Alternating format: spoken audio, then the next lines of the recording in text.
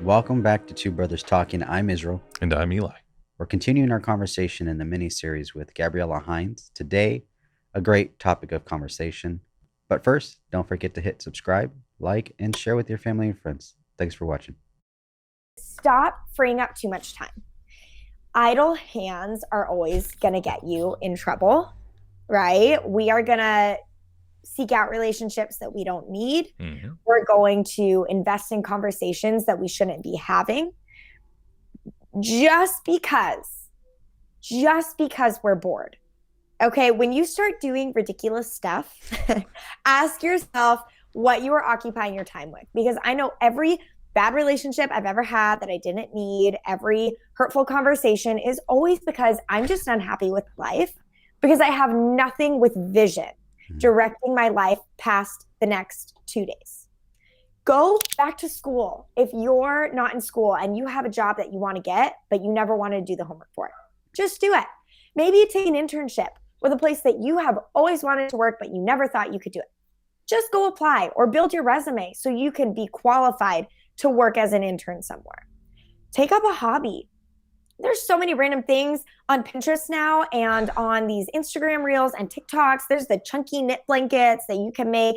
Etsy's a whole thing, okay? There is no reason in 2021 that we cannot have a bajillion and one hobbies. Yeah. So find your passions in life because your idle hands are going to distract you from actually doing the things in your life that you want to see through. Save up money.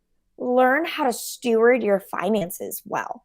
Give your best at work. Stop showing up late. Stop being lazy when you get there. You know who you are. But I brought Starbucks. That's why I imagine they're saying. Managers' expectations. Yeah.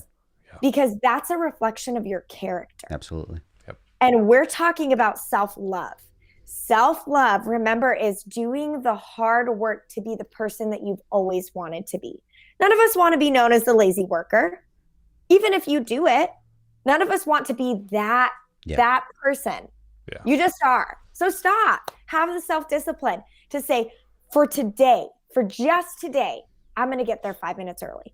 And then we'll start again tomorrow. Do that with everything. If you're going to go back to school, say, just today, I'm going to fill out my FAFSA because I know I need it to apply. And then the next day comes and say, for just today, I'm going to submit my application. We don't have to have this long game for 9 months all the time. Just focus on today if you know you don't have the discipline to think 10 months ahead. Yeah. And I think one thing that kind of helped me in the beginning of kind of changing those, like I said, hard work. It is hard work. One thing that kind of helped me see it not as so much a mountain, but more a molehill was, am I going to be proud of this in 5 years? Yeah. Or am I going to be, in 5 years, I'm going to look the same. I'm going to be the same. I'm like, man, I wish I'd invested so long ago. Like there's that saying that the best time to plant a fruit tree is 10 years ago, but the second best time is right now. Yeah. Invest now. So in 5 years, you look back and you're like, man, I'm really glad I did that thing. Well, and what? Isn't it something like 6 months of really hard, committed work can put you 5 years ahead in life? Oh, yeah. I mean, think about that. If we really took every day and we said, today, I'm going to do something meaningful that invests in my future, what life would we have? If just for today, we said, I'm going to lay down what I want to do because I know that I need to do this. Who could we be in 5 years? Yeah.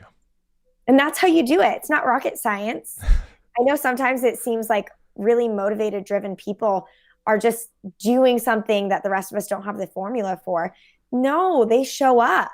That's it. They just show up for what they need to, and they take it every single day, deciding to do it again. Yeah, that I equate things. I use a lot of analogies just in the way I communicate a lot, and I talk with my hands. When you go to the gym, if you see that huge person, I was like, oh man, I really want that. They did not go in there just go like, and then suddenly they have huge muscles. They were in there every single day. You didn't see them 3 years ago when they were this scrawny little person. Yeah. And now they've developed this huge body. When you go into someone's house and you see, oh man, they have all of this amazing stuff. You didn't see that house when they moved in and there was nothing. It's the little consistencies that make the big difference in the long run. It's no one got a gold medal because they swam once. They always get gold medals because they swam every single day. Yeah. I think it boils down to decisions. Every day you make a decision. I'm going to do this today. I'm going to be better than I was yesterday. And having that accountability in your own life to say, if you can't hold yourself accountable, find someone to hold you accountable and said, hey, remember we talked about this yesterday. Do you need me to help you doing this? Because I didn't see you doing it. You know, for a while, I think it's important that you mentioned it earlier, but writing things down, not only with your hurt, but also writing down your goals. Not to get overwhelmed with long-term goals, but lofty goals need to be written down so you can then break it down and say, okay, baby steps. Today I'm going to work on this. Tomorrow I'm going to work on that. And if I don't do it tomorrow, I'll start over again the next day. And being able to be okay with that. But it all comes down to decisions. Yeah. Having that vision long-term, say, okay, where do I want to be? Yes, I want to get there. Like I want to run 5 miles. And tomorrow I'm not going to run a single mile. But the day after, I'm going to work a little bit closer to running a mile. And once I can run a mile, great. I've achieved a goal. And it was achievable, but I'm still not at my final goal.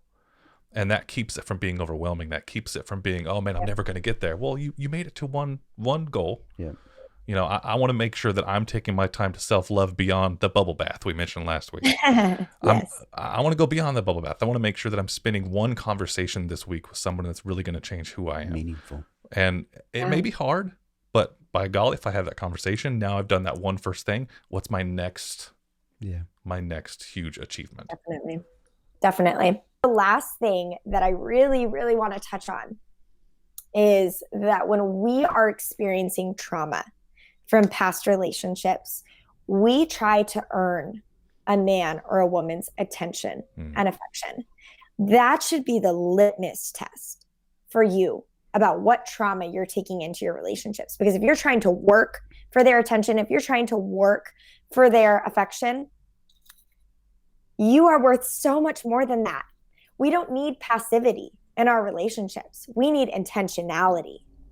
And instead of embracing a mutual exchange of love, we settle for people that we have to fight to make them notice us. And when we start doing that, I know a whole rabbit trail with that is in ending relationships. But when we notice we are doing that, it's because we need to go back to healing our hurts from past relationships and strengthen our identity. We need to continue pressing into real counterculture self-love, because we are not ready for a relationship when our confidence is weighing on a person giving us the time of day, when that's all we're looking for. It shouldn't be a fight. It should not be a fight. Don't awaken love before it's time. Okay? Do not work that hard to make them notice you. It's time to step away and say, I need to heal, because I am taking a past trauma and I am inserting it into this relationship that I don't even need right now. We've talked about it on previous episodes where, you know, we have to have that self-awareness. We have to have that self-value. One thing that will help recover from previous trauma, relationship, whether it be romantic, whether it be a familial relationship, we've talked about that before as well, is where do I draw my value from? And a lot of this can come from romantic relationships. It can come from parental relationships. You know, well, my mom and dad didn't care when I was growing up. I was always the least favorite sibling, or, you know, they were never around, or, you know, insert trauma here.